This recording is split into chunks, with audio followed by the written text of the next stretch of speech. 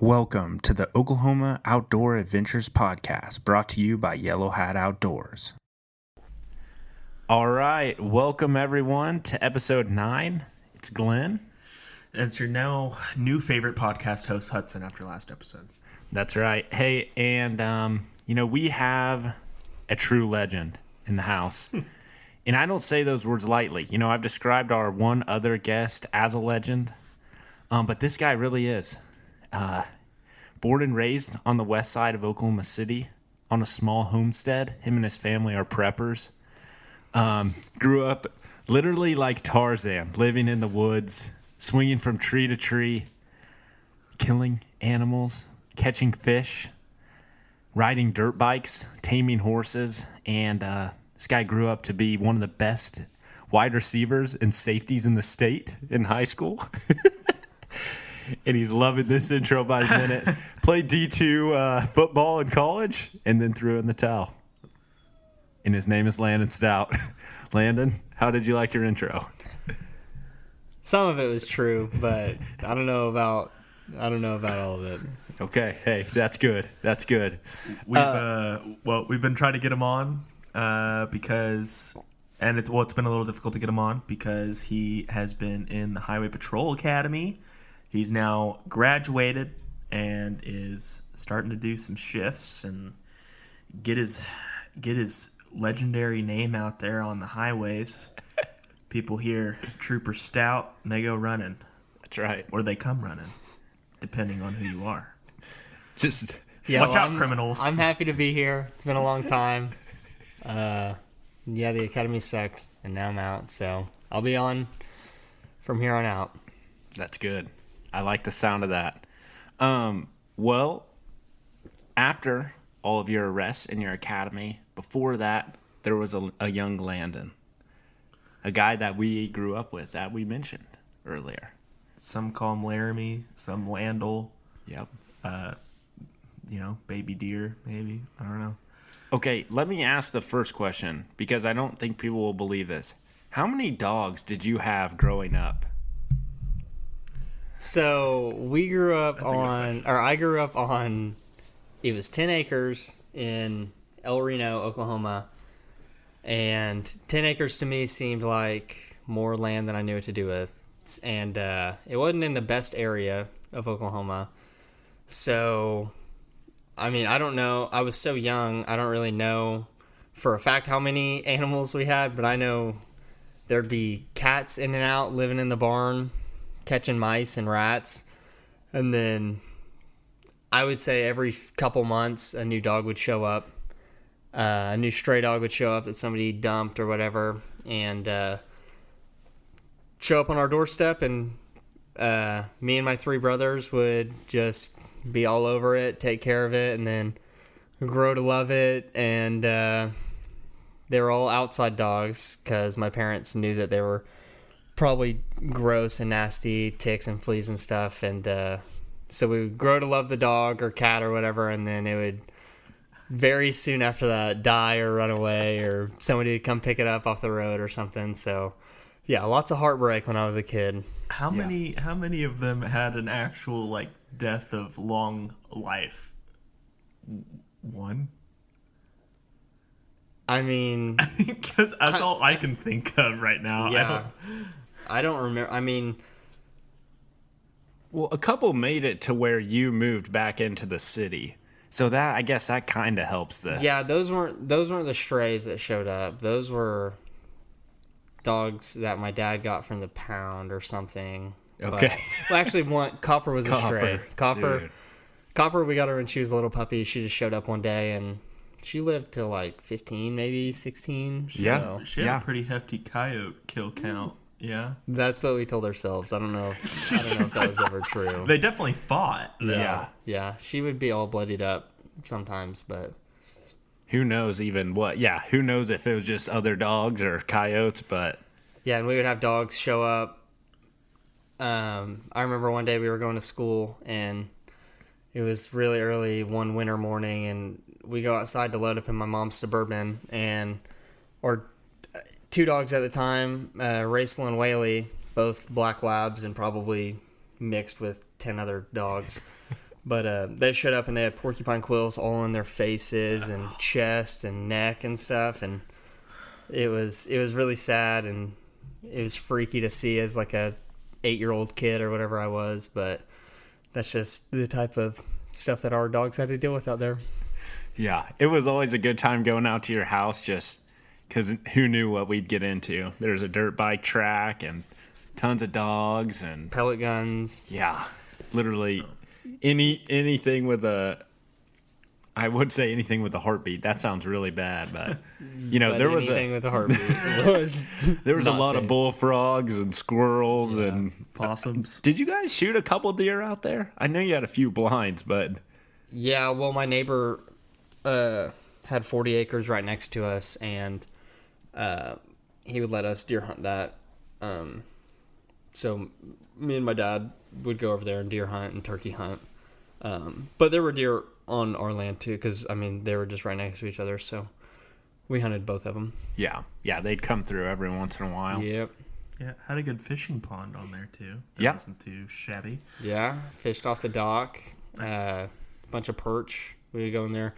I remember, at least I know me and Brock Holiday, or Landon Holiday, I don't know if you would do it too, but in the summers whenever we didn't have school, we would wake up early and take a Pop-Tart, and we would tell ourselves that we were living off the land that day, and we would take like a lighter, a pellet gun, and then stuff to fish with, and we would just be gone from sun up to sundown, fishing, hunting, riding dirt bikes, quote unquote living off the land. But that's what we would do. Those were my summers growing up. Gosh, that's a good time. Yeah. That explains why you like to be outside, probably. Yes, I do like to be outside. Yeah, it's nice. I was always jealous growing up because I always told my mom, I want a dirt bike so bad. And I just knew you guys always were just shredding it up on them. Yeah, we were very lucky to have dirt bikes whenever we were growing up, and my dad was nice enough to buy us dirt bikes or whatever and build the tracks that y'all saw and the jumps and all that stuff. And I don't know how nobody died out there because it's actually impressive. It was the Wild West. Well, I don't know how. Is your youngest brother Daxton the only one that suffered like a broken limb out there? You remember when Dalton and Brady ran into each other? Oh yeah. Oh yeah. That was the closest they Yeah. ever got to somebody getting seriously hurt. Dalton's shin was pretty bad. Yeah, from hitting the pedal. What happened on that exactly? I think he just hit that jump on that Kawasaki he had with the monster stickers. I think he hit that jump going pretty, because that was I haven't seen it since I'm like older now, but from what I remember, that was a big jump. And, One small. I think he hit it going really fast and tried to do like one of those tricks where your legs come off but your hands stay on. I don't even know what they're called now, but I think he didn't get his foot all the way back on, so when the bike hit the ground, his body was still off the seat, and then he caught the pedal with nothing but his shin. Gosh. So that metal peg thing went into it. Went right through the old shin bone. Didn't go to the doctor, didn't go to the hospital. Why would you? There's no need. Wrapped it up for a few days, and then was showing it off at school. Yeah. That was a perfect recipe of disaster. Having those dirt bikes and the like trail and stuff, and then having it be like the prime of like Nitro Circus on TV and stuff. So like we'd be sitting in your house, Nitro Circus is on, and then we'd be like, oh, dude, we should go try some of this. If Travis can do Pastrana that. can do it, we can do it. Yeah. Yeah, why not go for it if old Travis can, Oh my gosh. Yeah, I was thinking too, wrecked four-wheelers, wrecked dirt bikes. Every time I'd go over there, there was like a zip line for a while. Do you remember that zip line? Yeah, it was wild. That thing was like 100 feet up in the air on that, and it was like, it had to be like 300 yards long or something. It was long. Yeah. That was so cool. And Cliff built it by himself, him and his dad. Of course, So I yeah. had no idea if it was safe or what, but that thing was cool. Backyard zip lines are some of the most fun things as a kid, but as an adult, you're just like, What the heck? Like, that's literally like, I don't know how you don't even consider, like, someone's going to die on that thing. Yeah, my dad made us wear tree stand harnesses, like a climbing rope, Uh-huh. all the way up. And then we'd have to, I mean, I think you have to do it even on like shorter zip lines, but we would just clip, like we were wearing a deer hunting harness and just clip it in to the thing. Like that was going to save us. I mean, we didn't wear it. Right. But Right. we were You supposed wore to. it when Dad was home. That's awesome. So, grew up on the farm there. Well, farm. That's a broad term. Grew up on a little bit of land. Got to spend a lot of time hunting, running around like crazy, riding dirt bikes, all that. And then, when was it? Like high school that you guys kind of moved back into the city? Yeah, it was right before Christmas when I was a freshman, I think. Okay. Yeah, so you spent high school in the city, but... Well, War Acres. Oh, yeah, that's right. War Acres, baby. Right next to some nice sketch apartments. Just a good time. You know, one time my Suburban got smoked there on spring break. Yeah. And the pond across the street, they would have to drain it every couple of months because there would be a murder weapon thrown in there or something. That's pretty awesome. Yeah. Gotta love that. Some nice human bones and skulls and Yeah. stuff in there, probably. Nothing like it. Just like good old Lake Overholser. That's Yeah. right. That's right. So, yeah, moved into the city then in high school and then went and I guess I'm just thinking out loud here, but how much did you hunt through high school? Were you pretty... I know we fished every single evening during our junior and senior year, maybe sophomore year too. Once we could drive, we pretty much started fishing every single night. Yeah, we would fish a bunch, but I remember when I would go, because my family would always go skiing for spring break, and it would just kill me because that's like, I mean, right around the spawn, and it's like just now getting warm. You're starting to feel that it's summer. So when I was a sophomore, junior, senior, and I would go skiing, and y'all would be back home fishing, I would be so jealous. Even though, like, I'm such a spoiled brat or whatever. We were skiing in Colorado or New Mexico or whatever, but it would just kill me to not be back fishing with y'all. But to answer the question about deer hunting in high school, me and good old Rob Greer, we had that spot in Geary. Rogers, rest in peace, that place. But like it would be a bummer whenever we would lose in playoffs, junior and senior year or whatever, and like our football season would be over. Like, oh, that's a bummer. But once we lost, we didn't have practice anymore, so we would just have to check in and then check out. And good old Coach Roof was our boy, and we would check in with him at like before 7th hour even started, and we were supposed to report to him, and we would say, hey, do you care if we get out of here real quick and head to Geary to go hopefully kill a deer? And me and Rob would just load up and drive out to Geary, and I think we did that almost every single day for like 2 months straight.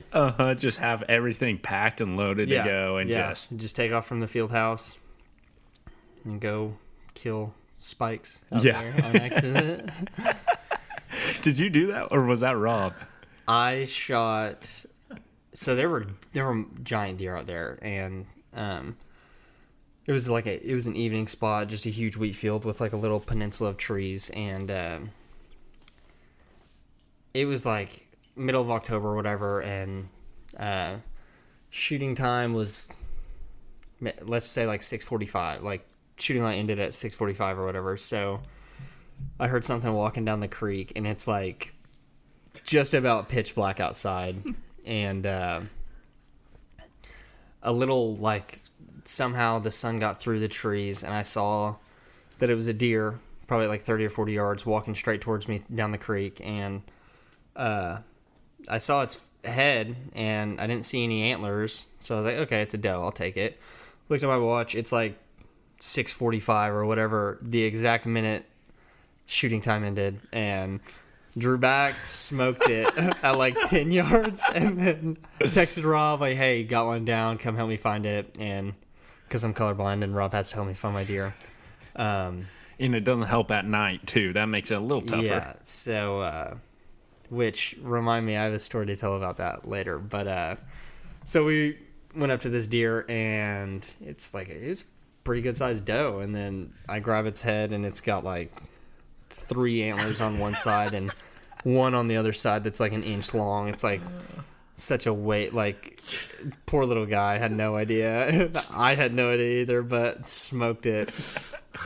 He's done for. Oh yeah, He ate good. That's he right. did. That's right. That's awesome. Yeah. I remember going out there a few times with you guys setting up stands and stuff. I didn't really care about deer hunting, but I remember stopping by there one time after turkey hunting. Yep. And dude, so we were, I think it was maybe just me and you. Daxton, your little brother, might have been there too. At Shots by Daxton. Shots by Daxton. Shots by Daxton. Get him on Instagram. So we were like, well, let's go check out Rogers on the way home and see if there's any turkeys. Because we were just thinking, beautiful wheat field, like, little tree line. And I've seen turkeys and heard turkeys out there before, so. But it was a gamble. It was a total Just gamble. straight gamble. But also we were like, well, we suck at hunting anyway, so let's just stop by on the way home. And so we get out there, and we parked up on the hill, and we see like kind of some black kind of movement and goes into the trees. And so we were like, Hundreds of yards away from Yeah. the road. Like, so naturally we're like, oh my gosh, that's a big old turkey or something. We start stalking down there, and it's a pig. And so we're like 150 yards away, and of course we look at each other. We're like, oh, we're about to go kill this thing. And we have one shotgun with 3.5-inch turkey loads. And of course Landon grabs it from me. He's like, oh yeah, I'm going to shoot this thing. And I was like, well, it's too far for me to go back to the truck. I don't want to like stand here by myself because that's scary. So I had like a pocket knife, and I was just like, oh dear Lord, this is not going to go well. And so we like stalked through the bottom, and like we came out by this thing. How close do you think we were? Because like it was like, I felt like it was like 15 or 20 yards. see, I was gonna say like 30 or 40. You were? Okay. Yeah. Maybe it was just me being naive. You were terrified. I was so scared. Yeah. Because I was like, I have nothing to defend myself. All the stories I've heard are like, this stuff that's gonna freaking, they're gonna get the tusks, in your artery and destroy you. And so Landon's like, all right, I'm gonna shot him 3 times at 35 yards in the neck or in the face or something. I don't know, but all I know is that I shot 3 times. It wasn't even fake. It like ran towards us and like had no idea what was happening. And then I turn around and I look up a little bit, and you're hanging from a tree limb because you were just so scared that we were gonna get attacked that you literally climbed the closest tree you could find. Didn't say a word. I just turned around and you were up in the tree. Friggin' Zacchaeus in this tree. Yeah. I was terrified. Oh my god. And there was not a single speck of blood after that thing. No. So We going into more little hog stories and deer hunting. So like me and Landon in high school would go out to 10 Killer with our dads on weekends and go hunt the public land out there. And there was one time we were hunting by the 10 Killer Dam. And we went down, we did an all-day hunt. We'd usually, especially during football season, we'd leave from our football game, drive out there, hunt all day Saturday, sit Sunday morning, drive back in time for film, and do that whole thing. Well, we're hunting by the dam. We hunt all day, get back up to the truck, and going to and from the little parking area to the like hunting ground is like, what is it, like a 1/4 mile long hill, more, I don't know.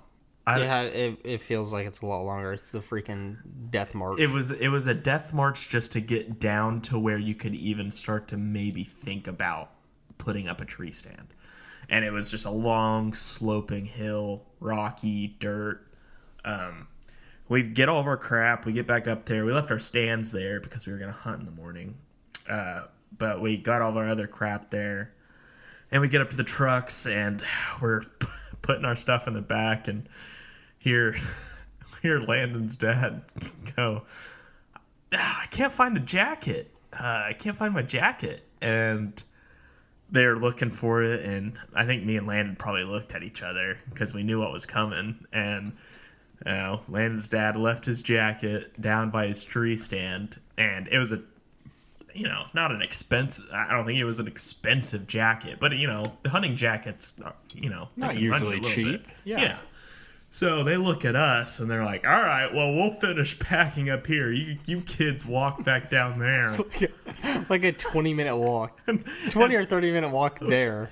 We were how old? I mean, we were what? Maybe freshmen or sophomore. Yeah, we had to be 9th grade. Yeah, so I mean, we're pretty young, and so we're like, okay, well, like, and there's hogs in the area. We've heard hogs. There's people running hogs, like actually with dogs down there, like a week before that. There's like black bear there too. Yeah, there's some mountain big, lions. Yeah, there's a lot of predators. Coyotes, wolves, Sasquatch. Yeah, Bigfoot, meth head. And so we're like, okay, well, we need like a weapon or whatever, and all we have is like a dull like pocket knife, and I think they maybe gave us like another little pocket knife, so we both had like at least something.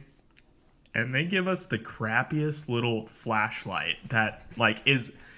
I'm not with. If you have an iPhone right now, your iPhone flashlight is better than the flashlight that we got. And so we make our way down there. Going down the hill's fine. Whatever. We get down there, and after you get down the hill, it's probably about 100 yards walking on this little path. And then it breaks off to the right, and there's a field, and that's kind of where the stand was sitting off of, and that's where the jacket was going to be. So we're moseying on down there. We're kind of going slow, trying to, make sure we don't get ran up on by some hogs or something. And we make our way, find the field, turn into the field, and, we're going. We're like, okay, it's going to be up here on the right. They're, along this tree line. And honestly, this is all a little blur to me, but we hear a hog pretty close, snort, and we both looked at each other. We're like, we gotta go. So we ran forward, grabbed the jacket, and we just start sprinting back. And all we have is these two tiny little knives and a flashlight that is just honestly probably didn't need no, not really a point to have it, to be honest. And we grab the jacket, run all the way back, finally get back up to the car, and we tell them, and we're thinking they're gonna be hey, sorry you guys went through that, So or sorry we didn't give you a gun or something. And they just started laughing at us and then started making fun of us. I was like, we could have, me and Landon at this point weigh I don't know, 130 pounds soaking wet. We're not big kids by any means. And I was definitely stronger than Landon, that's for sure. Right, that goes without saying. So I would have had to take point on that if we got into a scuffle with some kind of hog. But yeah, completely ridiculous. I hate pigs. Pigs. There's nothing more. Mountain lions. Mountain lions are the scariest thing in the world. Sure. I think we can all agree. There's nothing scarier than a mountain lion. We can all agree. Yeah. And if you don't agree, then you're wrong. You just haven't experienced a mountain lion. And the second most scariest thing in the world is a pig. Especially when they're snorting around and you have a flashlight that's about as useful as... I'm thinking it's one of those Walmart ones that the light is yellow. It's like a circle. Or it might have been one of those little pocket flashlights, like the pin. And and I'm not positive on this, but for some reason my memory is saying to me that it had kind of a Barbie princess print on it. It was a little pink little Barbie flash. That's what I'm talking about. They brought it. They weren't letting you use a nice one. They brought it purely for this exact reason. Yeah. It was ridiculous. But there is really good public hunting land out there, and would highly encourage anybody that is, looking to deer hunt. They don't really have any inns anywhere or anything. I mean, there's some big deer out there, and Landon, I think you had a. He's shaking his head.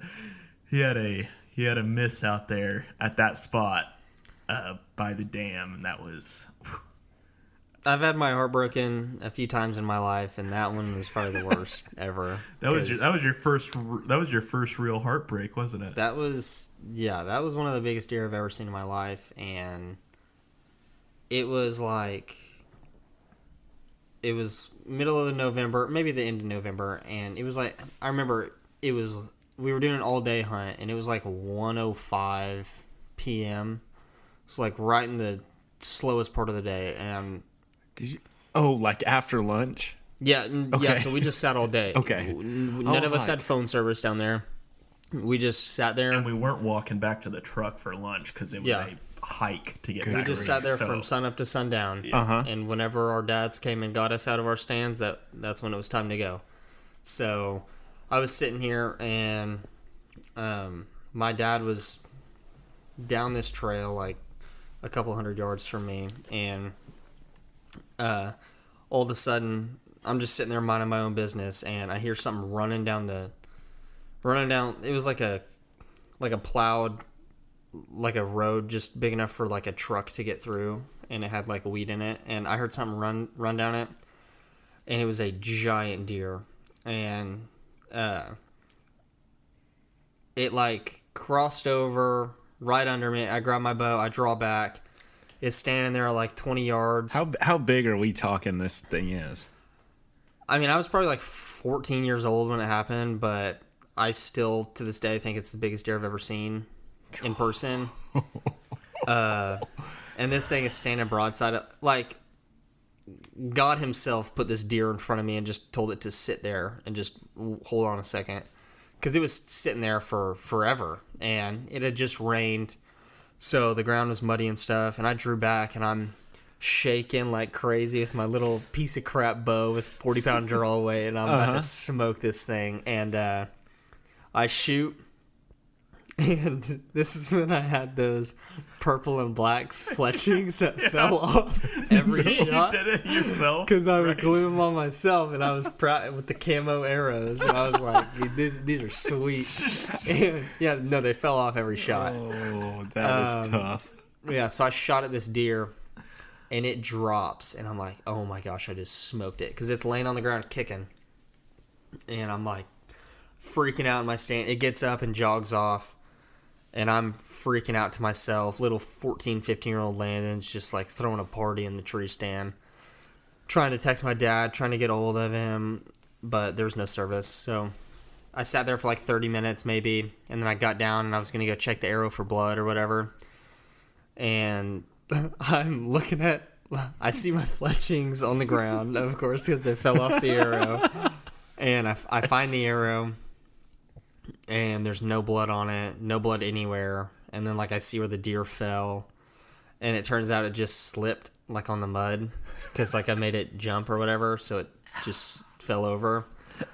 And I, like, right then and there, I was like, I'm never hunting again. Because I remember I got in my tree stand.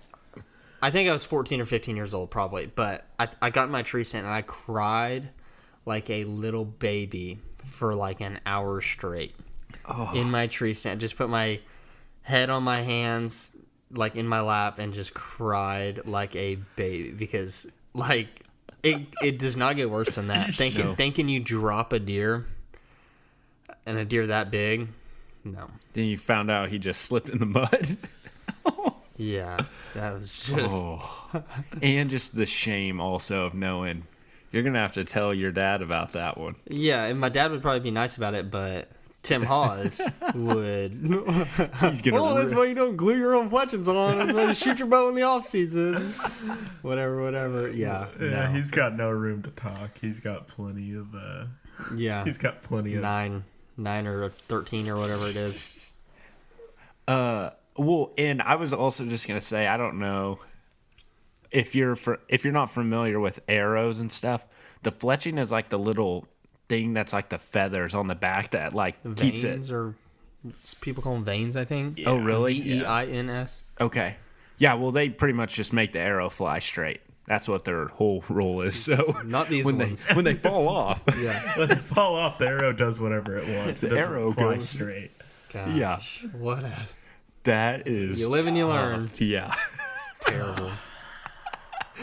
So, I mean, you guys hunted that place hard, like all through high school. It seems like, in my mind, you went probably a few times each season. So there was Cherokee WMA, which how many think acres is- is that? I think it's- 400,000? 40,000? I think it's, well, I was just out there because there's an Army camp on one side, and then there's Cherokee WMA on the other. The state owns the whole thing. And I can't remember if the whole thing is 30,000 or Okay. each side is 30,000. Okay, But something huge. regardless, it is a lot. Yeah, so we would hunt that, and then I think 10 Killer Basin, which is what Hudson's talking about below the dam. I think that would open up because I think they would let little kids hunt it for like black powder or something, and then but it was like you had to draw in, so nobody really messed with it, and then I think they would open it up like November 26th normally. Gotcha. Yeah, so you got. Sorry, I googled the Okay, acreage. We perfect. got the Cherokee Public Hunting Area is going to be 16,000, and Okay. just next to that is another 15,000 for the game management area. So 30. Okay. So yeah, 30,000 there, and I know the game management area is draw hunts. Yeah, I had a buddy draw in there this year. He just got a doe tag, which kind of sucks, and it was rifle, and it was right in the middle of the rut.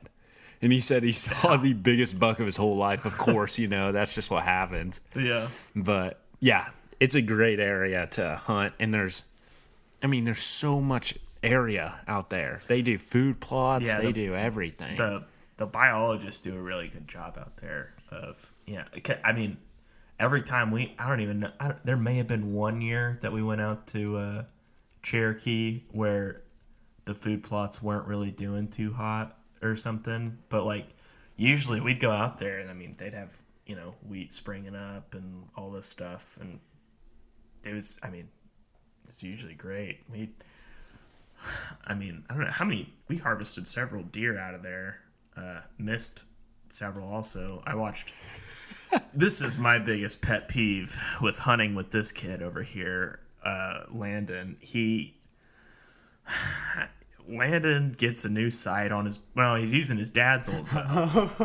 He's using his dad's old bow, single pin, to where like it shifts like, it's like a pendulum is how the sight goes. And you kind of twist it before you shoot, right? It wasn't with the yardage. It's too old for that. It was before that stuff came out. It's just like it was like a single pin. And so just however high you would aim the bow, it would move. I never really figured it out, which is why he's telling this story. So we're sitting there, and we had seen. I think this was I think this was a morning hunt, a Sunday morning hunt, because before this, we had seen this doe come. We nicknamed her Shoddy, and she's coming through, and so like It was still had spots on her, like a little baby.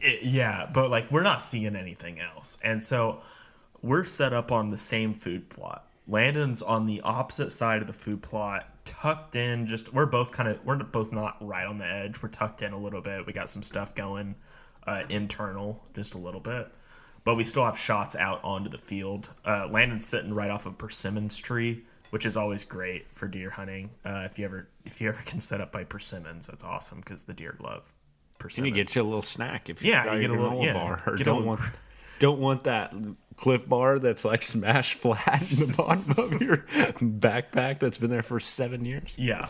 So Landon's on the opposite side. From my stand to Landon's stand, we're probably talking 50, 60 yards, something like that. Yeah. And I'm on the opposite side of the field. And so I can see out into the field, and we can see down on the far end. We're both kind of on the same end. And both our dads are kind of internal down on the other end, trying to catch deer coming into the food plot. And a deer comes out, and it's this little doe that we've seen before. And so and me and Landon are texting each other, and we're like, oh, yeah. And I can see her. I'm like, she's coming. And she's walking the line and she's coming along the tree. She's gonna walk right by me.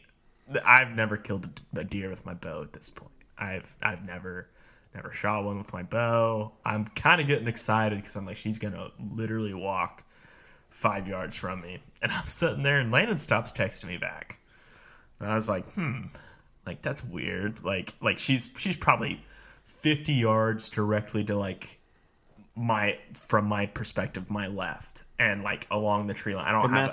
And that's the direction Landon's sitting in? No, Landon. So Landon is directly in front of me on the other side. Okay. And this deer is coming from my left along the tree line, coming right towards me, kind of looping around a little bit.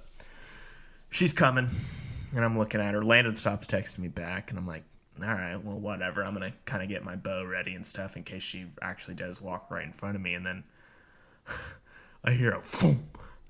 I was like, what was that? And I then realized it was Landon shooting an arrow at this doe. You hear the arrow crash through the woods behind her. And, like, I'm looking, and she kind of just looks around a little bit. Landon reloads. Launches another arrow. That's gone, too. That sails way over here. Did you get a third one off, or did she run off at that point? No, I'm pretty sure I shot like 3 or 4. Yeah, okay, yeah. Landon shot about another one. Way off again. She finally realizes something weird's going on. I'm going to jog out of here. And I sat there and I was like, I don't even know what to say at this point. For Landon, what was that? It was from where Landon was sitting and where that deer was, it was probably a 70-yard, 80-yard shot with his bow. No, I think it was like 50 or 60. Okay, well, I was trying to give you a little bit of, I don't know. It was a long shot. It was a long shot. He had no business taking that shot. And with an old piece of crap bow. He was trying to sneak this doe out from under me. And, so never saw her. Well, actually, I think maybe Cliff shot her, your dad.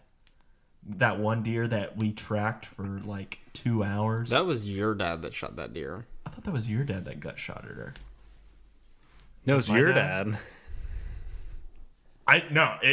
Was it my dad? It was probably my dad. I don't know. Okay, it was. But it wasn't Tom. It wasn't Tom. I figured out the reason because that bow, it might have been crappy. It was like a 30-year-old bow or whatever. But I ended up killing a lot of deer with it. But I think I figured out the reason. Well, I know I figured out the reason why I kept missing is I thought that site you would like it was a single pin, but it would like swivel a little bit. So I thought that magically it would adjust to the distance that you were shooting at. So if it was at 10 yards or 100 yards, you just need to put the pin on it, and it would magically be adjusted for the distance. So I shot at that deer, missed really low the first shot because it was like a 20-yard pin, and it was at 50 or 60 or whatever. So I was like, that's weird. So I aimed up, and then I just kept aiming higher and higher, and never got to it. But then I was like, Dad, what's going on? Like, I thought this sight adjusted to the distance that the deer was at. He's like, no, it's like, it just does that. So, like, I don't even know why it did it. It was worthless. But he's like, no, like, it is a single, like, it's 20 yards. And that's it. No matter what. Okay. It's always at 20. Yep. Oh my gosh. That's awesome. So yeah, you guys hunted out there a lot. Yeah, we put a lot of time out there. It's a great place to go. Yeah. We were gonna go. My dad really wanted to go back out there this season, but we never ended up getting back out there. But we'll probably hunt there this next season too. There's big deer out there. There's a lot of deer out there. A lot of land. I honestly think it's a little underhunted. Yeah, there's nobody out there. It'd be weird if we saw somebody, like, hardly ever saw their trucks parked out there, to walk in and set up stands and stuff. I did. Do you remember that guy that sat right by me at Cherokee on that food plot? Smoking the cigarette? No, that was Chimney. That was when it was snowing. Chimney. You remember that? Yeah. That was when it's snowing. No, this guy walks in and sets up eagle's nest trees. Probably climbs up like I'm 40 feet in the air. And he's probably, I mean, he's not that far away from me, and I didn't want to like spook him or anything. So like, and it was pretty late in the day anyways.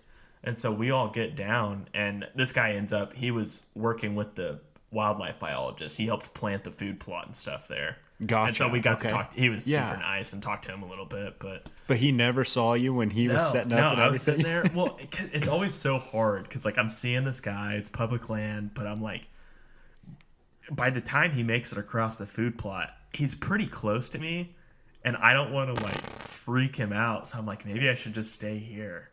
And then like I think he saw me after he probably got into his tree stand. Yeah. Then he's like, gosh dang it.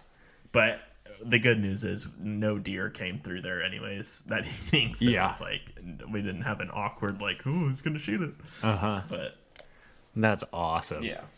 What a good time hanging out at Cherokee. And isn't it like, it's so cool that we have public land like that. I mean, people in Texas and other places aren't that fortunate. So yeah, it's Oklahoma nice. has a lot of public land. I mean, I'm thinking like what was that stat? We're like top 3 in the country of like public land or something. It's like pretty crazy actually of how much public land. Yeah, actually? Yeah, we need to I need to find that. Okay. My dad talked about it on the Long Lost podcast episode. Yeah, that's briefly, awkward. Yeah. But he talked a lot about eastern Oklahoma deer hunting that just gone forever. Yeah. Dang, are you sure? Because I feel like Montana, Colorado, New Mexico. Yeah, like, it would shock. They have like hundreds of millions of acres. Yeah, it was a shocking statistic. That. Dang. I don't know. Maybe we'll look it up here in a second. Yeah, maybe we can. Yeah, I can't. Yeah, I can't. I can't type and talk at the same time. I have a stroke every time. It is just simply not abnormal for me to have a stroke. Okay, hang on. I'm looking this up as we speak here. And I'm not quite sure where you got that. Yeah, well, because I Googled, which this is totally the wrong thing to Google. I just can't think and type that easily. But it said, I typed in, what rank is Oklahoma in public land? And it said, Oklahoma is ranked 34th in the amount of property owned by the federal government. But that could just be saying like, you know, army bases and all that crap too. Not necessarily like public hunting land. Yeah. I'll just go ahead and recap that statement. Well, I do know like just about every single lake that we have here has public hunting around it. Yeah, like the Army. How many lakes do we have? A lot. Yeah, I think recently any of that Army Corps land has been upgraded to public, or at least most of it. Don't quote me on that. And then OLAP now. Oh, what's OLAP? I was like, what's a lab? OLAP. Okay, yeah, OLAP. That's a really cool program. Kansas has a version. I think a lot of places do. Essentially what it is the state just leasing some private land for public. Golly, there's another stroke. 2 in 1 minute here. But it's basically like instead of you having to pay for a deer lease, the wildlife department does it for you. So I spent a couple summers in Kansas during college posting their version of it, which they call WEHA, walk-in hunting access. Yeehaw! OLAP sounds cool. Yeah, OLAP sounds way cooler. Weehaw. Let's go out to Weehaw, boys. Yeah, boy. Sounds like you're at Texas Roadhouse. You're about to get sung happy birthday. Yeah. Oh, my goodness. But anyway, yeah, the OLAP land it's a great program. And I stopped and checked one out last year, just kind of in western Oklahoma, and it was actually a really sweet piece of property. So it is cool because sometimes you get those and they can spread out the public land pressure a little bit, but you never know, obviously, anytime what you're going to get on the public land. But I was thinking, so me and Landon have done a lot of, I'm not a big deer hunter. I've talked about that a lot. Hudson and Landon spent a ton of time deer hunting together. me and Landon started hunting together. Well, we started fishing together a bunch, and then I think the first thing we hunted together was turkeys. Is that true? Because I'm thinking the first time we went turkey hunting was out by Kanawha with Ronnie. Was it, or did we do good old AH before that for the youth? Yeah, I don't know. For some reason I think it was Ronnie's first, but Okay. like maybe the season. Yeah, because you had just got your new shotgun when we did the youth hunt, and you used Ronnie's shotgun when we went with Ronnie. Yeah. So Yeah. Are you gonna bring that up? I've got to expose Landon here. All right. So we went out with our buddy Ronnie, and he has a spot near Lake Kanawha. It's a private land, and it's a little food plot area. He's got a little ground blind set up there, and it's like that he's hunted that exact like spot for like 20 years. You know what I mean? Like Kills a turkey every time. every single time, Apparently. except whenever I'm there. Yeah. So we walked back in there. We're careful to shut the doors and strip off our sunglasses because he can see. Turkeys can see the shine in your eyes and all this. Yeah. And so we get back in there and we're sitting there, and I mean, we called off and on all day long. He has a blue box call. God, from half the of it is broken. 1400s. It's literally made out of cottonwood from the 1333 Columbus expedition. But this thing it's a painted wrong. History boy over there. 1492. I know it. This thing is spray painted blue, and he has sidewalk chalk for it. What? Because like you kind of chalk it up. Yeah, it was blue, right? To match. So you have like chalk that makes your box call kind of make that hen turkey noise. And this thing was just kind of a turd, but man, he would crank on it, and it was quiet for all day. And I was starting to get a little bit like, man, this is not going to happen. But it was late season, and it's probably about 30 minutes before shooting light, and we hear like some gobbles, and then hear some more gobbles, and they're getting close. And so Ronnie's like, all right, like, and we kind of rearranged. And so what we decided was Landon was going to shoot out of the blind. And there was 3 of us in a very small blind. So we pretty much just leaned back. Landon got on a knee in front of us, and I looked out the side of the blind, and I'm not lying, there was like 18 strutters. No, there was 6. No, in my mind, there's double They're digits. just lined up, coming to. Like double digits over there. Okay, maybe it was 6, maybe it was 12, Either maybe way, it was 20. it's more than 0 and definitely more than 1. There was a lot, a whole flock in my mind, and like just all of them, like full strut. And I mean, one of them was pretty close. And so Landon gets Ronnie's shotgun, and he's in front of us. And I just plugged my ears and leaned back. I was like, this is going to rock my socks.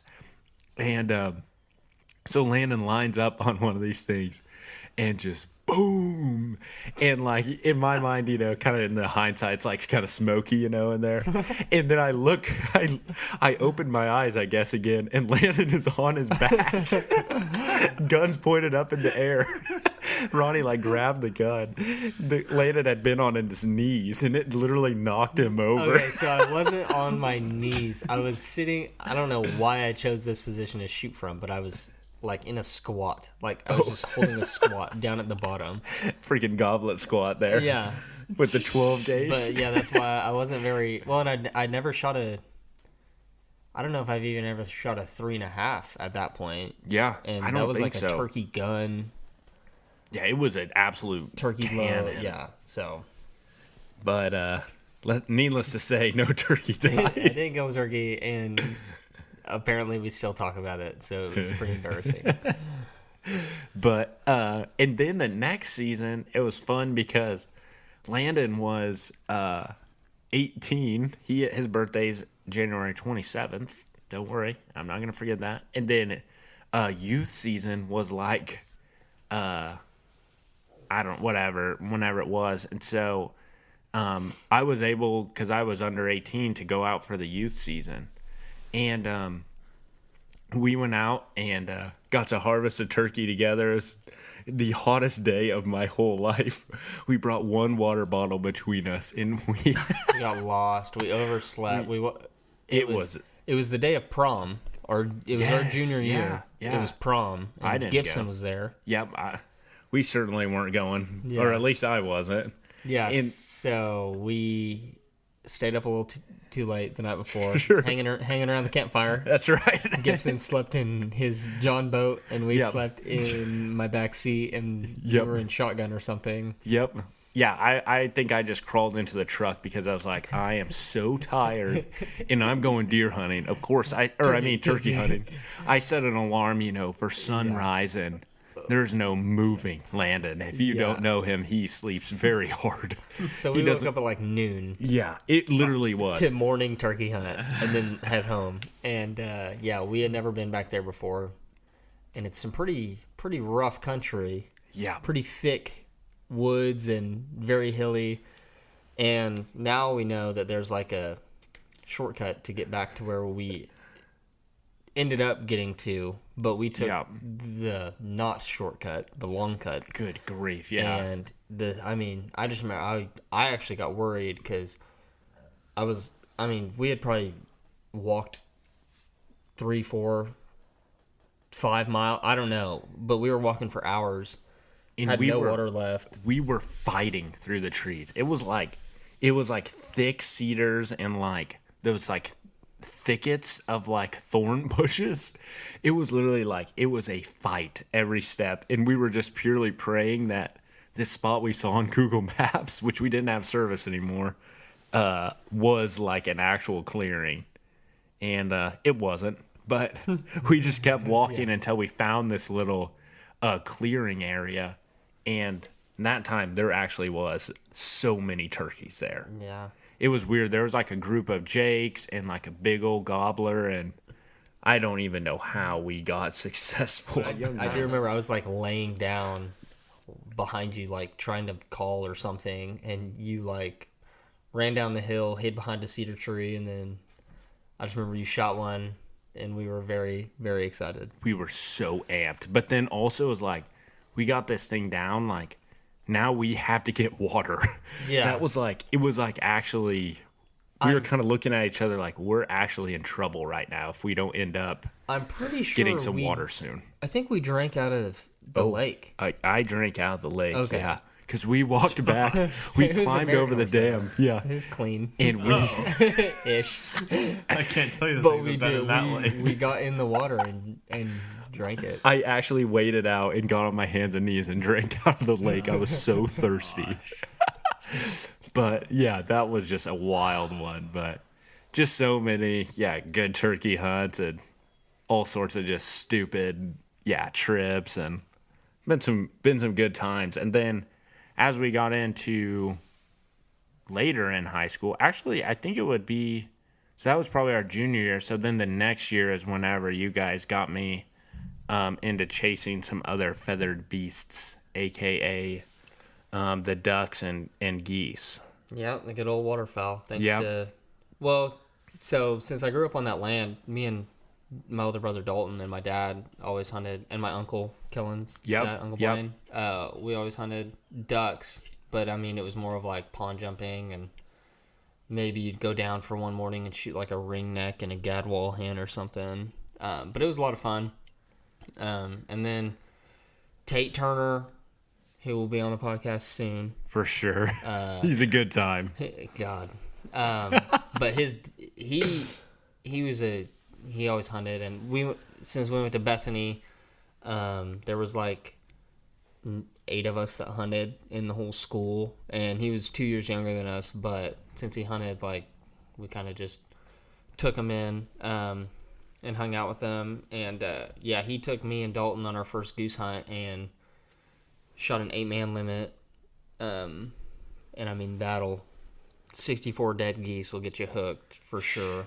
Forever. And that started a very long and expensive and sleepless path for about 5 or 6 years of me going down that and chasing after those little lessers. Yeah. Yeah. Because I think senior year of high school was mostly just ducks. And then we had like, We'd hunt stinchcomb. oh yeah, we would hunt stinchcomb like every day. And then we had like 4 goose floaters. And we would go sit at Lake Overholser with 4. And like somehow we would kill like 1 most of the time. Or 2. Banded, too. That's right. A couple times got us some bands. Well, which were you was there fun. when we shot our when Tate Turner brought it was like a 200 or 300 lessers in Stinchcomb, in the back of Stinchcomb. He somehow, with our 4 old school goose floaters, he brought the lessers down from the heavens. No way. And we freaking rained out a group at like 50 yards. We dropped like 4 or 5. There was like 4 or 5 of us in the blind, and we were, I mean, if somebody across the pond would have heard us, they would have thought like somebody was dying. Like we were freaking out, Just hugging scream, Tate. yeah, dancing. Because Hugging your savior, Tate. yeah, I mean, we were jumping up and down, high fiving. Like it was the best thing ever, just to like shoot lesser Canada geese in Stinchcomb, out of all places. But that was before I went on that 8-man limit hunt. But yeah, Which got you going on the field hunting side of things. Golly. So then, yeah, in college, our freshman year was kind of whenever Landon, Tate, and Dalton really got into the waterfowl grind, especially for the geese. And so, you know, naturally you start out with just this oddball mix of like Dalton bought Magnum sleepers. Dalton bought 2 dozen Avery, like greater goose decoy, like they were big. And then we had like 6 dozen White Rock Oh yeah. Canada Goose Silasocks that looked like freaking. I mean, no offense to White Rock decoys, but those things looked like Walmart sacks.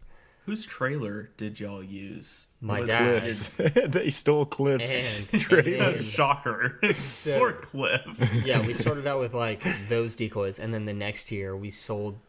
I don't know, like we were having to save up money to buy decoy, but we drove to Kansas and got like 3 dozen Bigfoot decoys. Those things were the most inconvenient.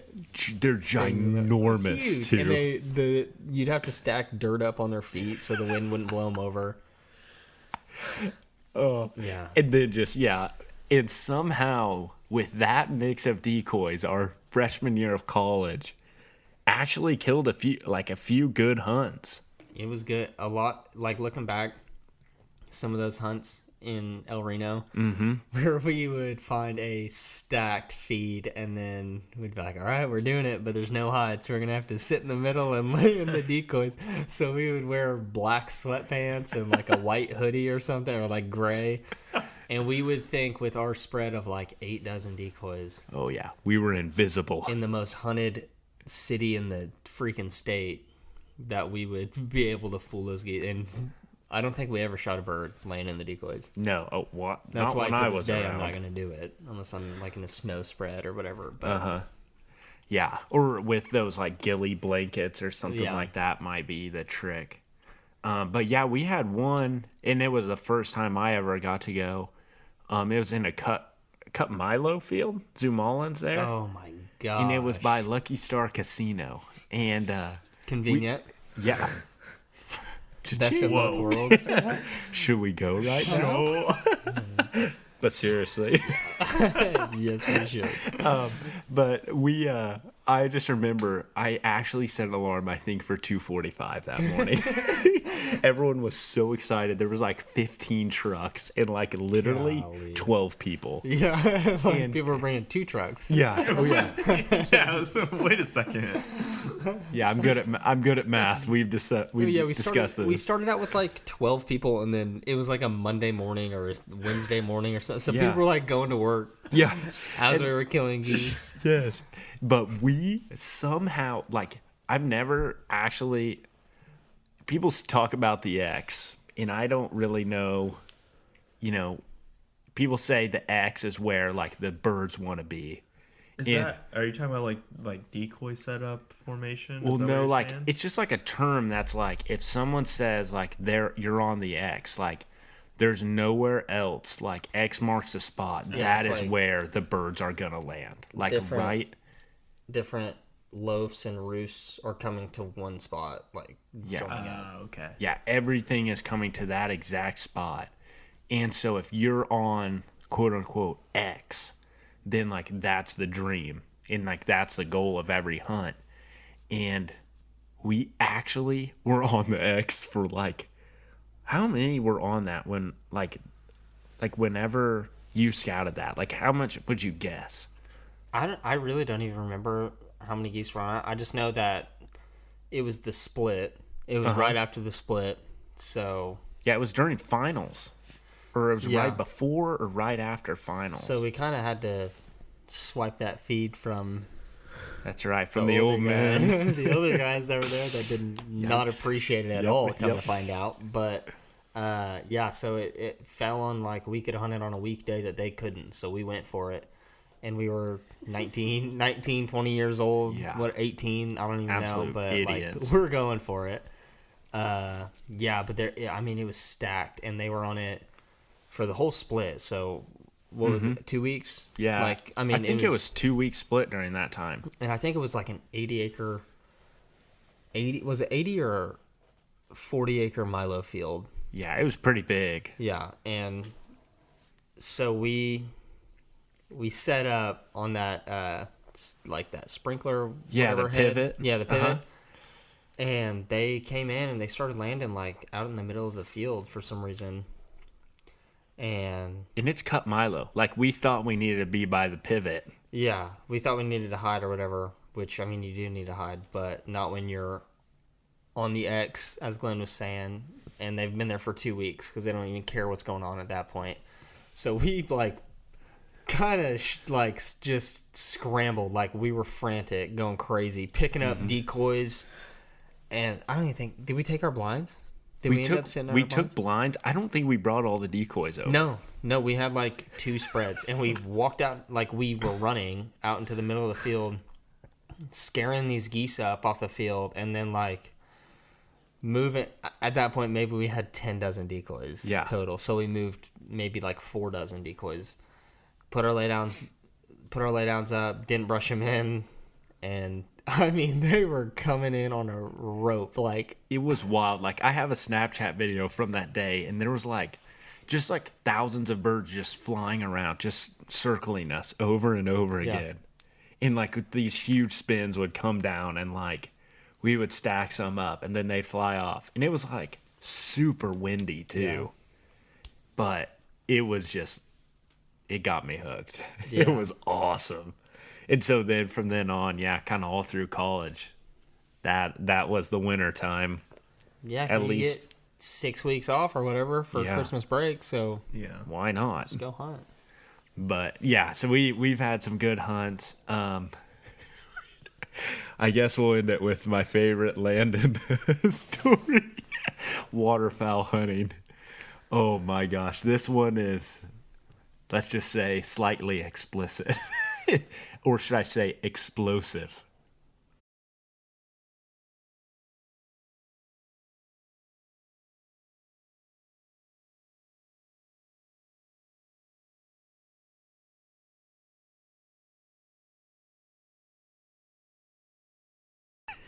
So me and Landon are with our buddy Noah Edwards, the Southwest Oklahoma elk hunting legend. Man, why do we say legend so many times around here? I just feel like it's a good You are description. not allowed to use it with him. Yeah, He will I'm be. done. He'll be a future guest. That's as well. God, I can't wait. It will be a 9 or 10 hour episode. No So when you're doubt. farming, what you want to Hey, do? Is you're baling the hay. Anyway, he's in vet school, but he. So me, Landon, and our buddy Noah are out at our local watering hole, Lake Overholser, and we just go out there for an after class kind of evening hunt. Just a little public spot by us. It's not really great or anything, but you're gonna see some birds probably, and you got a chance at shooting some. And so would you say it was a pretty chilly day?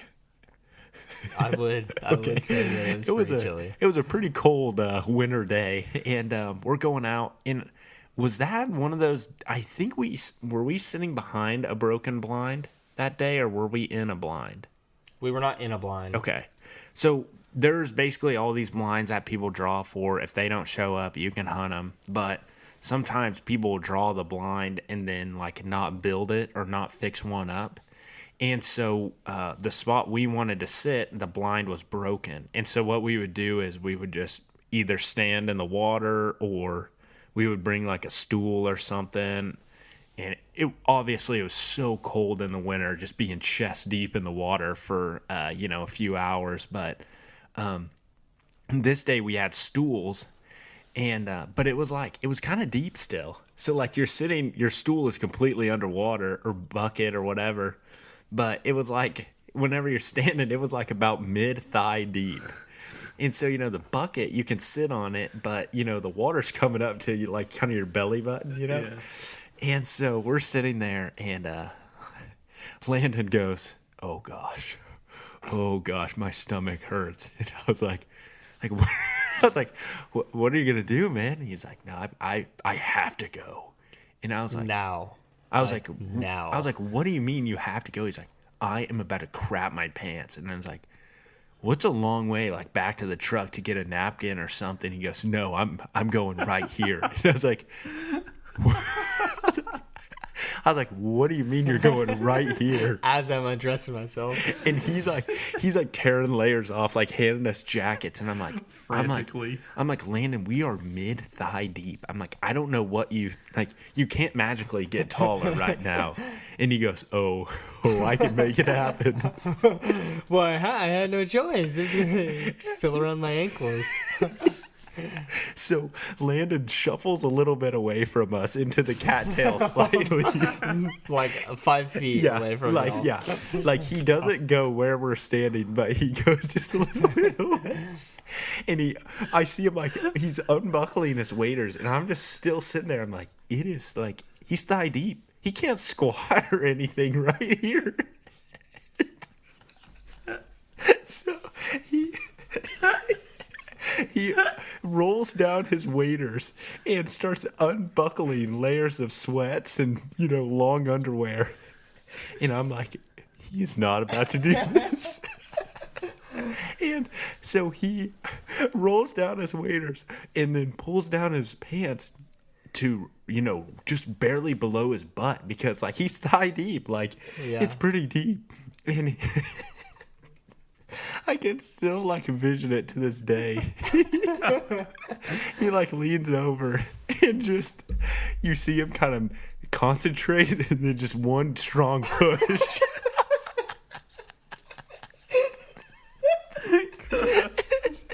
It arcs over his... It arcs? Literally arced over his waders and landed in the water. And I was just sitting there, equal parts absolute disgust. But then there's like a small party that's like, good grief. That's pretty impressive. And so then we're sitting there and I am like gagging but cracking up at the same time. And he's like, what do I wipe with? And sure enough, he sees a cattail head. Like the corn dog looking thing. And Landon used the cattail to clean up after the absolute moonshot. Moonshot. Oh my gosh, just one of the craziest experiences ever. Needless to say, I don't think we shot anything that night. No. But thank goodness it was a wind that was drawing that brown trout the other direction, because that was gross. But I guess with that, we'll wrap it up for tonight. Just note to self, Landon's got some power. Dang right. So Anyway, we appreciate you guys tuning in. Hudson, you got any final thoughts? You just never know what you're gonna get when you go outdoors and hunt. So Never know when your tummy's going to be turning and you're feeling kind of homesick. yeah. Oh, well, Landon, thanks for joining us tonight. Hopefully you'll be on pretty regularly in the future here, just depending on all your shifts and Yes. everything like that. So back to the blue, as I like to say. Support the troops, you know what I mean? Yep. So anyway, yeah, thanks for coming on. I guess here's the final plug. If you like the podcast, give us a rating or a like. I'm going to start pushing that because I think it's cool. We already have a good number of them on Spotify. Loving that everyone's listening and tuning in pretty regularly. Thank you guys for that. Share the podcast with someone if you like it or if you think of someone that might enjoy it. That would be a huge help to us. And as always, give us a follow on Instagram and Facebook, Yellow Hat Outdoors. Send us a DM or an email, yellowhatoutdoors@gmail.com. And we'd love to talk about whatever topic you got. So we're learning technology, and hopefully soon we'll start having some remote guests on and get some more people involved in this. But we appreciate you guys tuning in, and good grief, there it was. And we'll catch you next week. So peace out. Thank you. Bye.